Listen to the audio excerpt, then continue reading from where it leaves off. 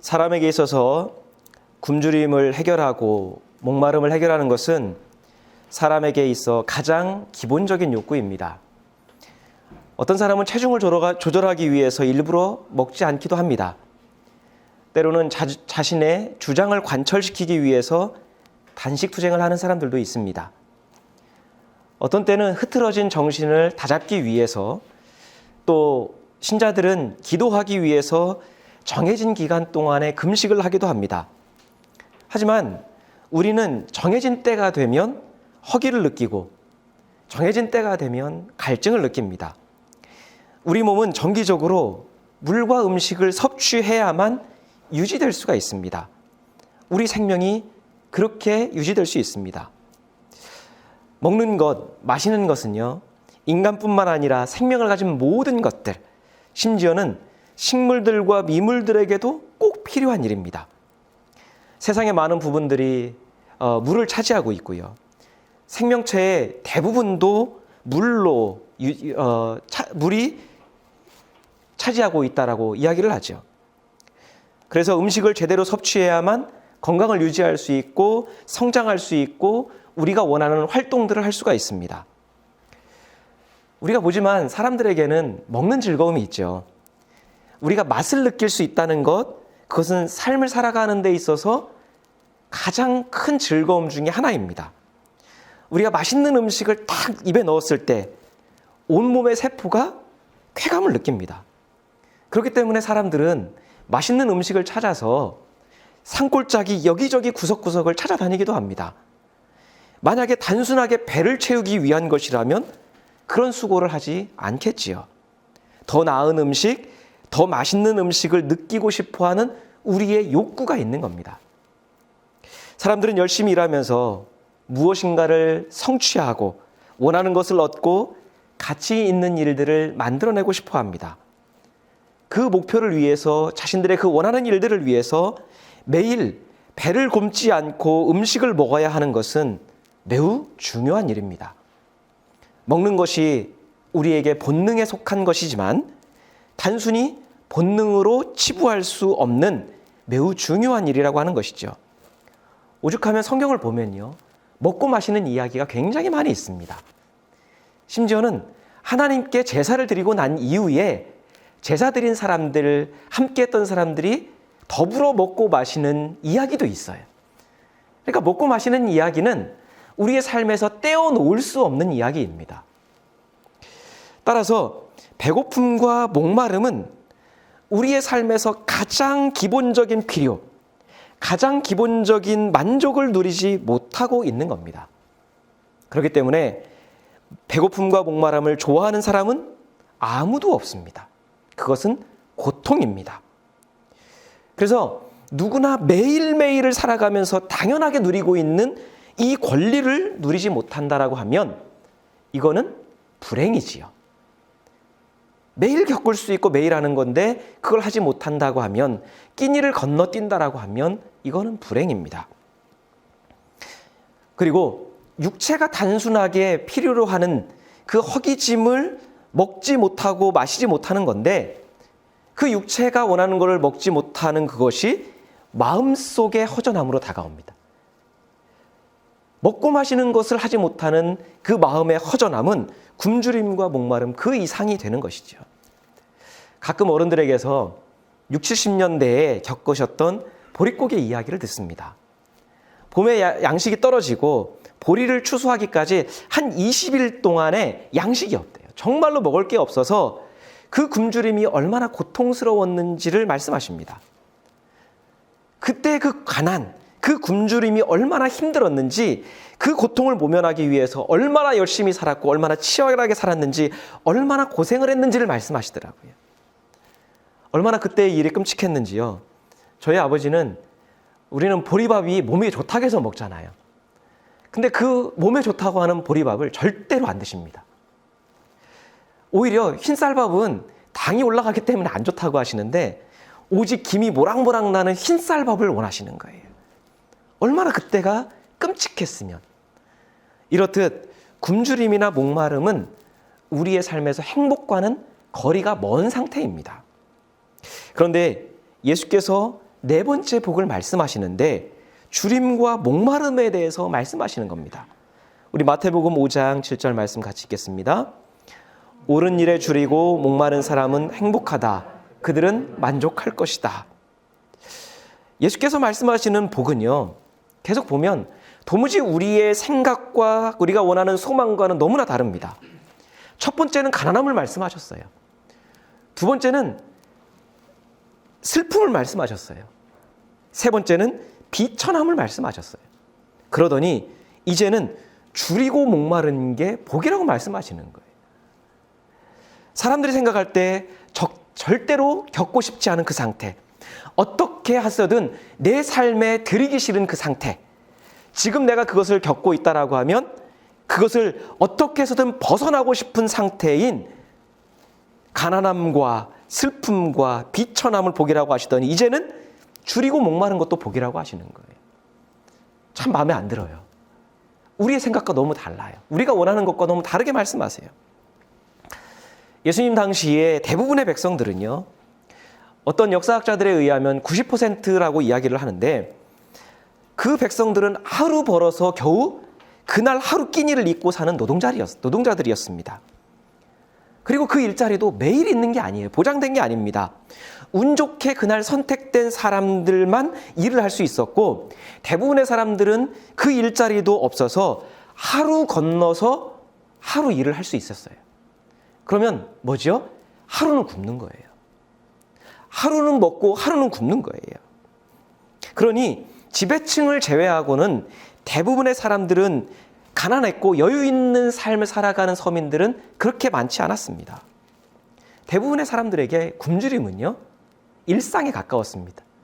지금의 우리는 먹는 게 일상인데 그들에게 있어서는 굶주림이 일상인 거예요. 굶주림을 해결하기 위해서 가족의 줄인 배를 어떻게든 뭐라도 채우기 위해서 얼마나 간절히 일자리를 찾고 그것을 탈출하기 위해서 애썼을까요? 그러니 이들에게 굶주림은 지금 우리가 생각하고 겪는 그런 배고픔이 아닙니다. 지금의 우리에게 음식을 먹고 안 먹고는 선택의 문제예요. 살 빼기 위해서 안 먹고 정신을 다잡기 위해서 안 먹고 뭔가를 관철시키기 위해서 안 먹고 선택의 문제입니다.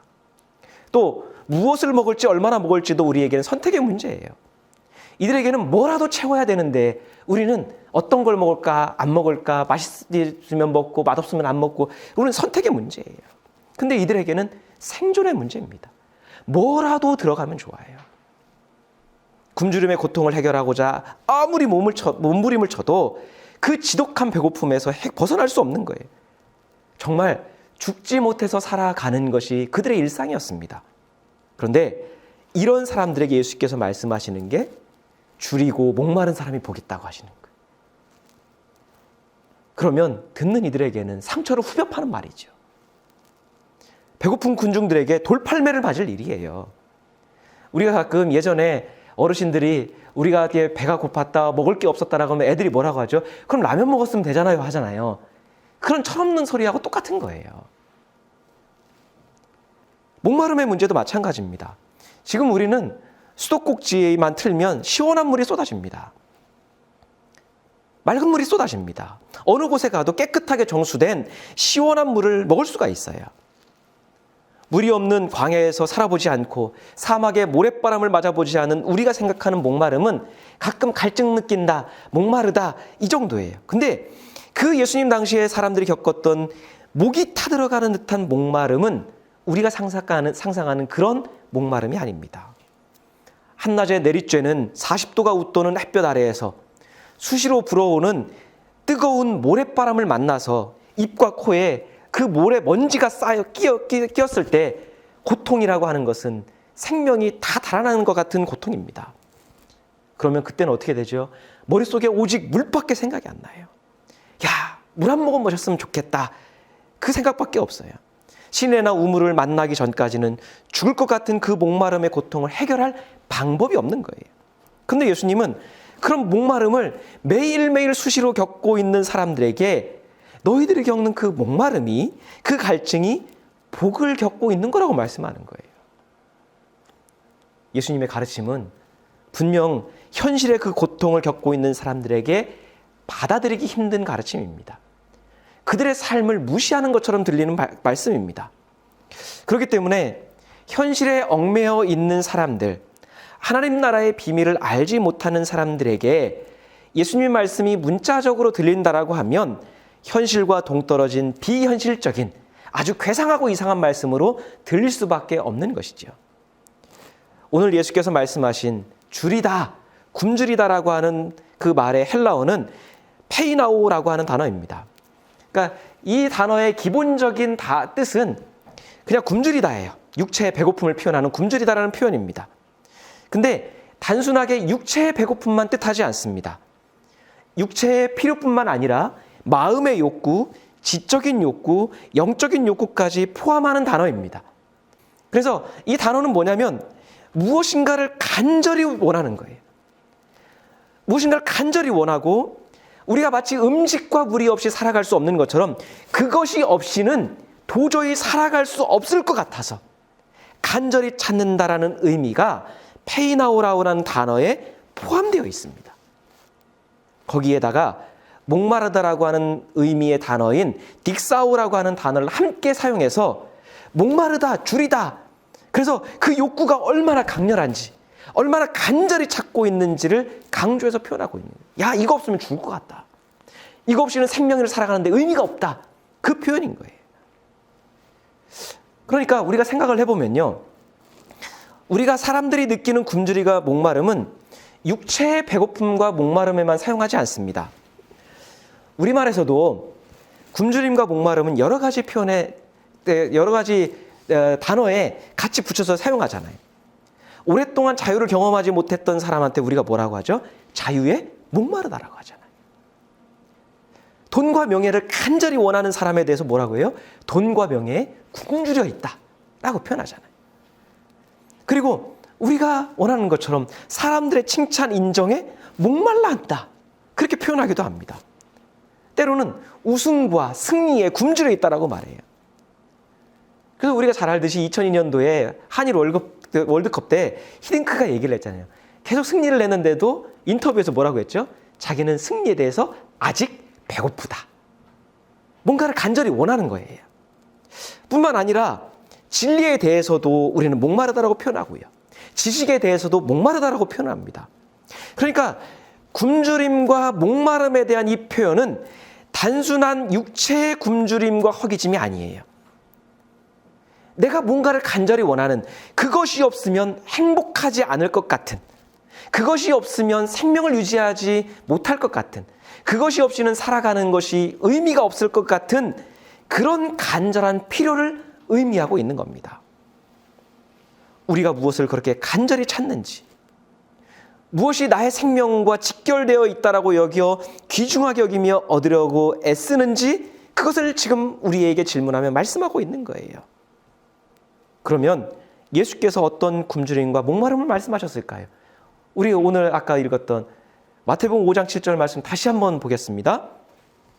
옳은 일에 줄이고 목마른 사람은 행복하다. 그들은 만족할 것이다. 우리는 굶주림과 목마름 여기에 집중하지만 예수께서 말씀하시는 포인트는 뭡니까? 옳은 일에. 굶주림과 목마름의 문제를 해결하기 위해 몸부림쳤던 사람들에게 예수님은 뭐라고 말씀하시냐면 너희가 그것을 해결하기 위해서 간절히 찾는 것처럼 옳은 일에도 그만큼의 굶주림과 목마름을 느껴야 한다라고 말씀하는 거예요. 그것을 느끼고 있냐고 말씀하고 있는 거예요. 그들에게 배고픔과 굶주림은 생존에 관한 문제였고 생명에 직결된 문제였습니다. 그렇기 때문에 그걸 해결하기 위해서 애썼습니다. 그것처럼 의로운 일, 옳은 일에 관한 것, 하나님의 뜻에 관한 것도 똑같이 생명과 직결된 문제라고 여기고 있냐는 거예요.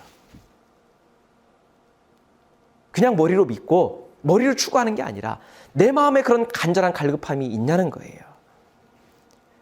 분명 육체의 문제, 육체의 굶주림을 해결하는 게 그들에게 당면한 과제였습니다.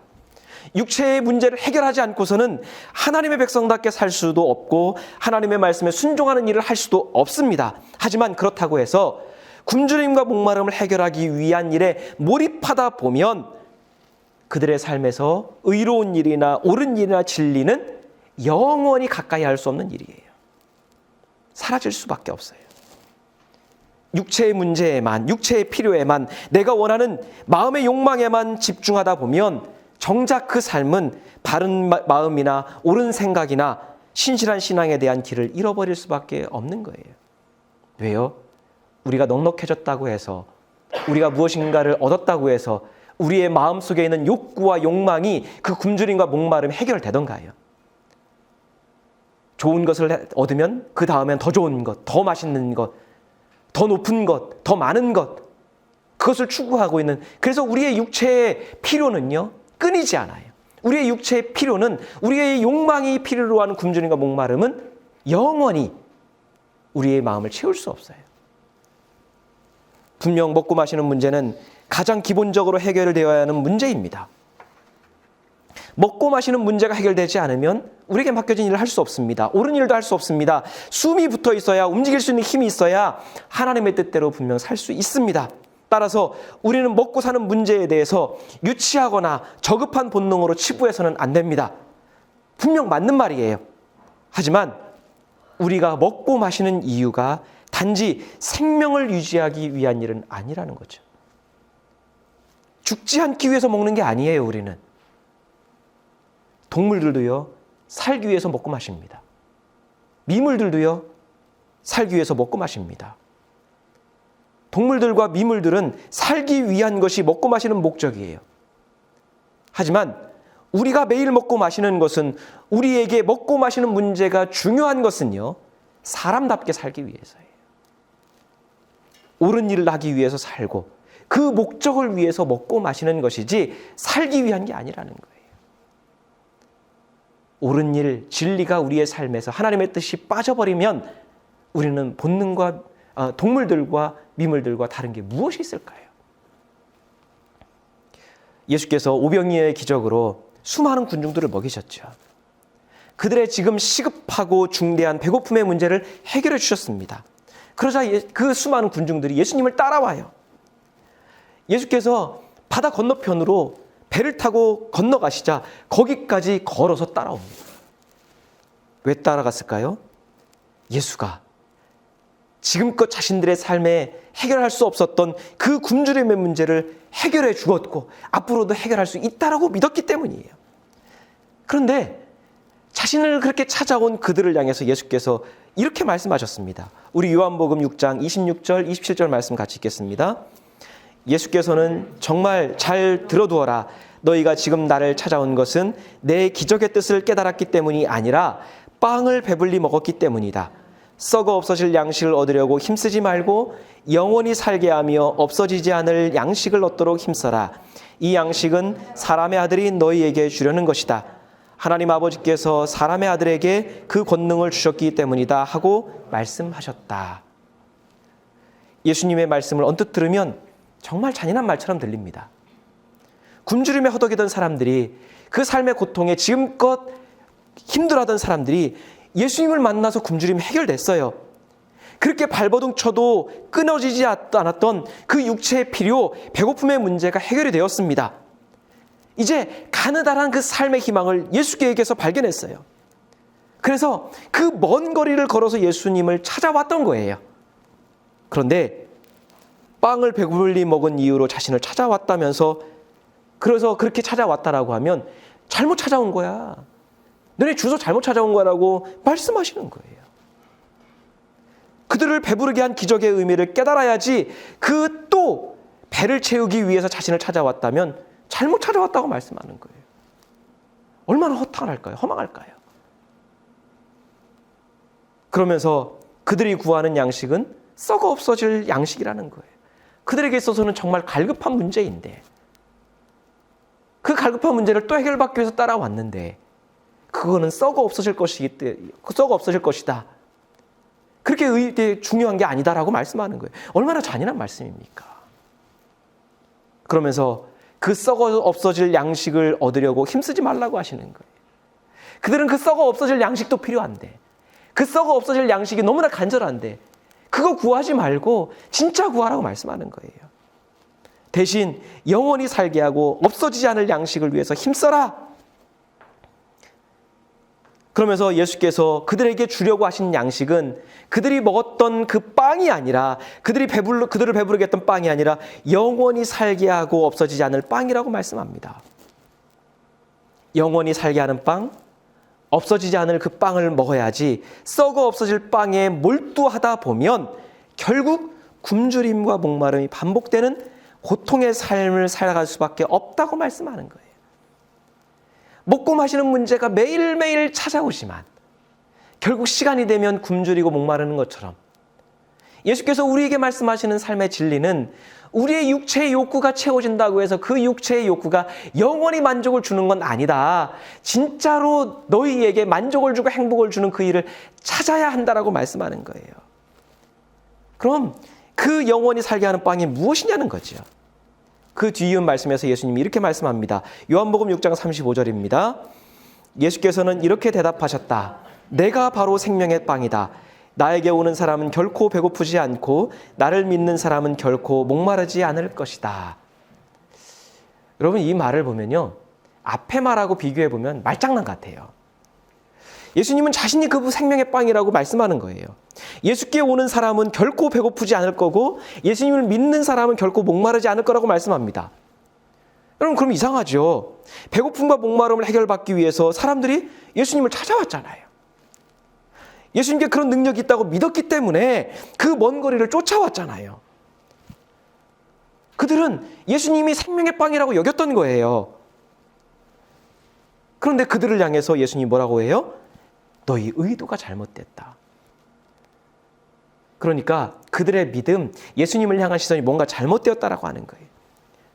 우리에게 적용한다면 우리가 예수님을 믿고 따른 이유가 뭡니까? 예수님께 구원이 있고 또 예수님을 잘 믿고 따르면 영생이 있다라고 하는 믿음으로 예수님을 따랐는데 그 믿음의 동기가 예수님을 믿는 이유가 잘못됐다라고 말씀하는 거예요.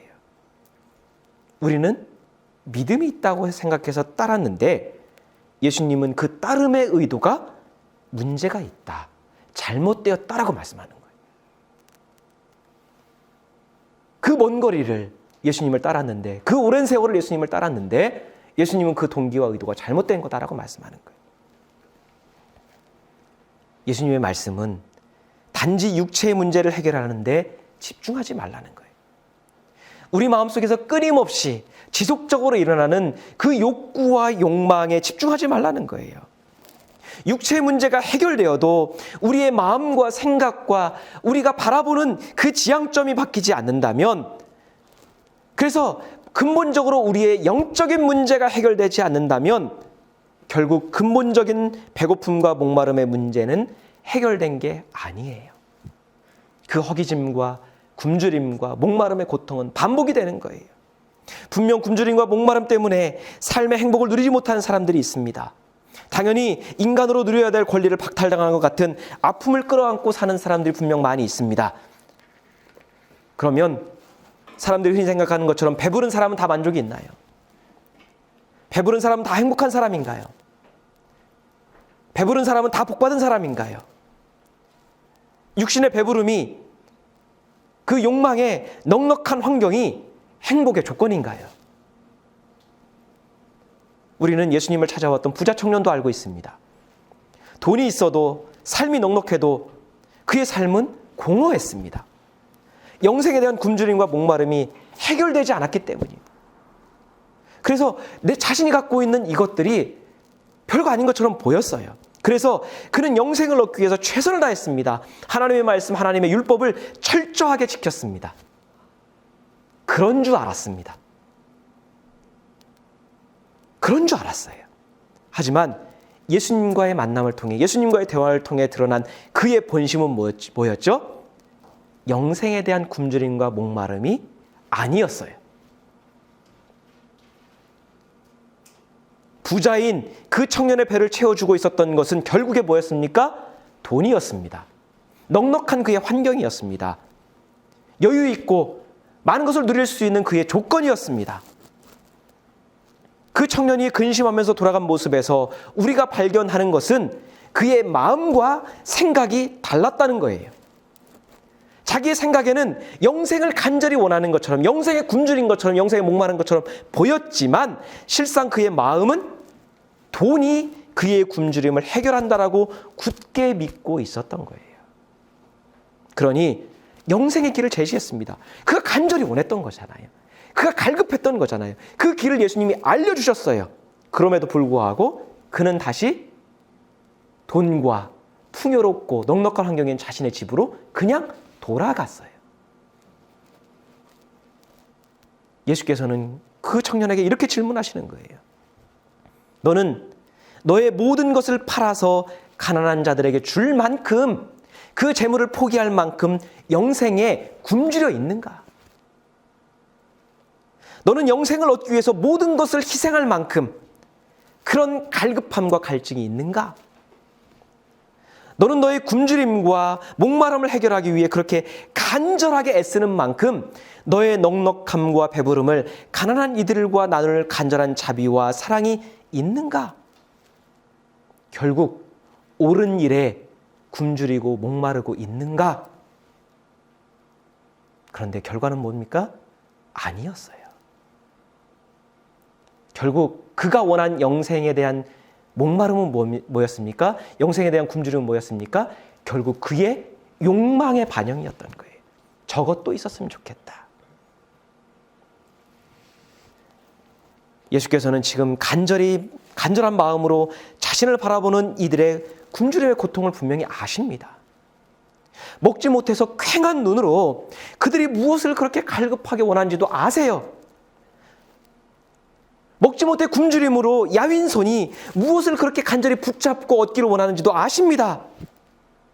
예수님의 말씀을 이어받은 마태는 예수님의 가르침을 따르고자 제자의 삶을 살고자 굶주림과 목마름이 일상이 되어버린 신자들의 고통을 알고 있습니다.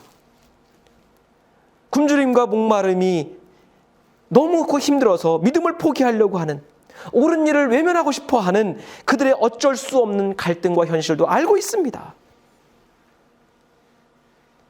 그게 다면 좋겠는데 옳지 않은 방법으로 불공평한 세상의 시스템을 이용해서 배를 불리고 있는, 포만감을 느끼고 있는 그 사람들을 바라보면서 흔들리고 있는 그들의 믿음과 마음, 그 현실도 알고 있습니다.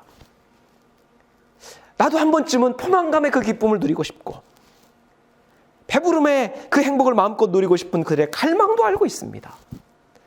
몰라서 이 얘기를 하시는 게 아니에요. 믿음을 포기하면요, 진리를 포기하면, 옳은 일을 포기하면 배를 채울 수 있습니다. 그런데 힘겹게 그 믿음을 지키려고 하는 그들의 치열했던 삶도 알고 있습니다. 그들의 현실이에요. 근데 예수님은 그 고통을 알지만 옳지 않은 방법으로 배를 부르는 것이, 아니면 옳은 일을 외면한 채, 진리를 외면한 채 배부른 것이 진정한 행복이 아니라고, 그건 헛되고 공허한 배부름이라고 말씀하는 거예요. 진리에 대한, 옳은 일에 대한, 하나님의 의에 대한 이 배고픔이 해결되지 않고서는 그 욕망이 아무리 채워져도 그건 헛된 배부름이라는 거예요. 여러분, 우리가 배고프다고 썩은 음식을 먹을 수 있나요? 목마르다라고 해서 소금물이나 독극물을 마실 수 있나요? 당장의 허기를 면하고 갈증을 해소할 수 있습니다. 하지만 그렇게 먹은 그 음식들이 결국 어떻게 되나요? 우리의 생명을 아예 다 뺏어가는 거예요. 진정한 복은 옳은 일에 대한 관심을 잃지 않는 것. 하나님께서 명령하신 말씀을 통해서 우리에게 가르쳐 주신 그 옳은 일을 행할 때 얻어지고 만족이 주어진다는 거예요. 예수께서는 옳은 일을 위해 굶주리고 목마른 사람, 너희가 그것 때문에 지금 굶주리고 목마르고 있다면 너희는 이미 복을 누리고 있다고 말씀하는 거예요. 불의함을 통해서 얻어진 그 헛된 배부름을 부러워하지 말라는 거예요.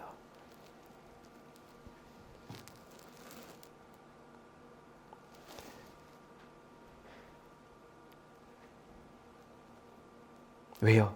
그는 육체의 필요에 생명을 거는 사람이 아니라 하나님 나라에 생명을 거는 사람이기 때문이에요. 그리고 그들이 헛된 배부름이 아니라 진정한 만족을 또한 앞으로 누릴 것이라고 말씀하고 있기 때문이에요. 그거는 하나님이 주시는 배부름이에요. 그래서 굶주림을 해결하기 위해 우리가 애쓰는 중에도, 우리의 갈급한 필요를 채우기 위해서 애쓰는 중에도, 목마름의 문제가 당면했어도 잊지 말아야 될 것, 우리의 마음속에 늘 품고 있어야 될 건 무엇입니까? 옳은 일, 의로운 일이라는 거예요. 하나님께서 원하시는 일, 예수께서 이 땅에 오셔서 이루시고자 했던 그 일을 잊지 않고 마음에 새기고 기억해야 한다는 거예요. 더 좋은 것, 더 맛있는 것을 찾는 그 이상의 마음으로 더 옳은 일을 하기 위해서, 더 옳은 하나님의 일을 하기 위해서 그렇게 살고자 하는 목마름과 굶주림이 우리에게 있어야 한다는 거예요. 그 목마름과 굶주림이 있어야 우리가 복을 누리는 사람이라는 거죠. 다른 이들의 고통을 돌아보고 다른 이들의 배고픔을 돌아보아야 됩니다. 단순한 나의 굶주림과 목마름이 아니라 타인의 굶주림과 목마름, 사회 곳곳에서 부득이하게 굶주림과 목마름에 내몰린 사람들을 우리가 돌아보고 관심을 갖고 섬기는 일이 필요하다는 거죠. 그러한 목마름과 굶주림이 우리에게 있어야 우리가 복을 받은 사람이라는 거예요. 그러한 부조리와 불공평한 상황에 대한 심각함을 우리가 인식하지 못한다면, 단순하게 내가 누리는 것에만 우리가 만족하고 있다면 굶주림과 목마름의 문제는 다시 나에게 돌아오지요. 우리 자녀들에게 대물림되는 거예요. 지금을 살아가는 신자인 우리는 옳은 일에, 하나님의 의에, 예수의 삶에 대한 갈급함이 많이 사라진 것 같습니다. 우리가 너무 많은 것을 가지고 있어요. 그리고 우리에게 갖고 싶은 게 너무나 많아요. 다른 것에 배불러 있고 다른 것을 통해서 우리가 배부름을 느끼려고 하니까 옳은 일에 대한 굶주림을 느낄 틈이 없어요. 세상의 것 때문에 포만감을 느끼니 하나님의 뜻에 대한, 하나님 말씀에 대한, 제자의 길에 대한 타는 듯한 목마름이 우리에게는 없는 거예요.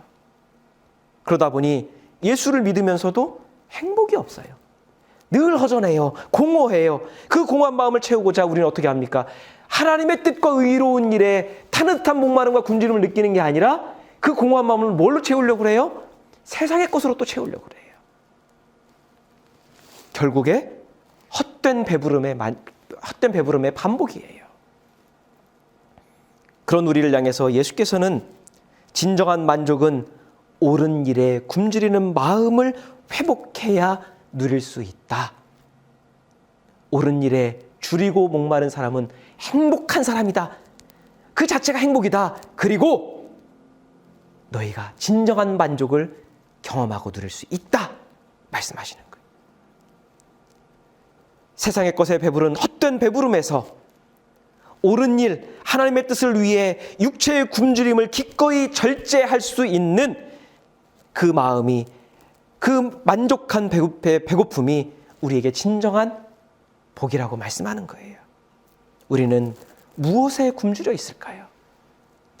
우리의 허기짐과 목마름은 무엇 때문에 오는 갈증과 갈망일까요?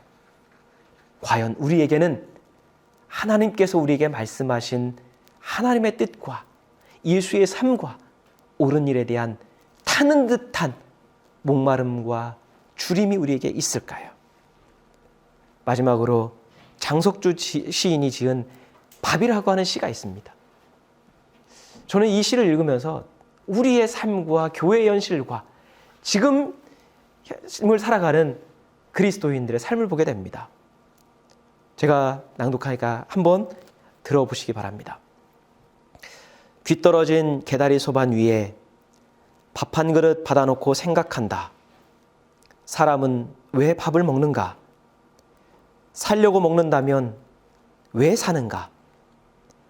한 그릇의 더운 밥을 먹기 위하여 나는 몇 번이나 죄를 짓고 몇 번이나 자신을 속였는가?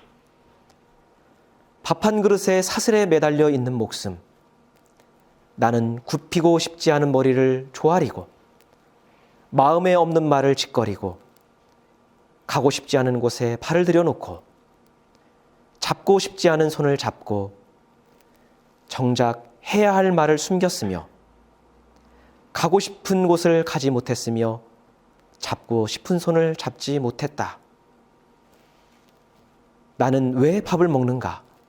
오늘 다시 생각하며 내가 마땅히 했어야 할 양심의 말들을 파기하고 또는 목구멍 속에 가두고 그 대가로 받았던 몇 번의 끼니에 대하여 부끄러워한다. 밥 한 그릇을 앞에 놓고 나는 가룟 유다가 되지 않기 위하여 기도한다. 밥 한 그릇에 나를 팔지 않기 위하여 기도하겠습니다.